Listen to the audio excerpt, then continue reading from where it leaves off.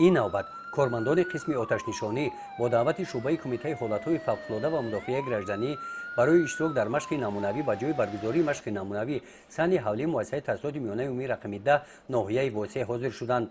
کارمندان این نهاد از پی اجرای وظیفه نزدشان گذاشته شده صف میکشند. از پی آتش‌نشینان ماشین یاری تجلی با جای برگزاری چهاربینی جمهوریوی در سطح ناحیه در وقت معین شده با کارمندان ساحه طب آمده رسیدند. در میدان این نورسان اشتراکچیان مشق نمونوی مدافع گردنی در سال 2023 اعضایان دسته‌های نجات‌دهی صف کشیدند. هر یک دسته نجات‌دهی وابسته به حالت به عمل آمده وظیفه‌های معین را اجرا می‌نمایند. اعضایان دسته‌ها عاید وظیفه‌های نزدشان گذاشته شده معلومات نظریوی دارند.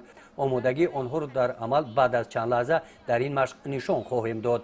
در مؤسسه تحصیلات میانه عمومی رقم 10 ناحیه واسه در این روز در صنف‌ها مشغولیت‌ها با موضوع حالت‌های فوق‌العاده و مدافع گردنی بخشیده شدند.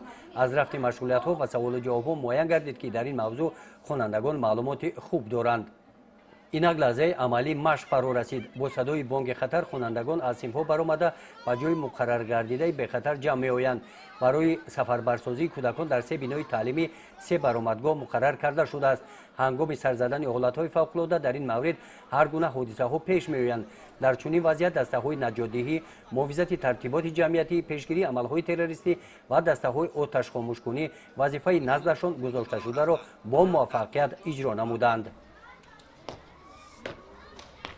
طبق نقشه شعبه کمیته حالت‌های فوق‌العاده و مدافع گردنی در ناحیه واسع همین گونه مشق در گیمنازیوم دولتی رقم 1 در سطح بلند دایر کرده شد.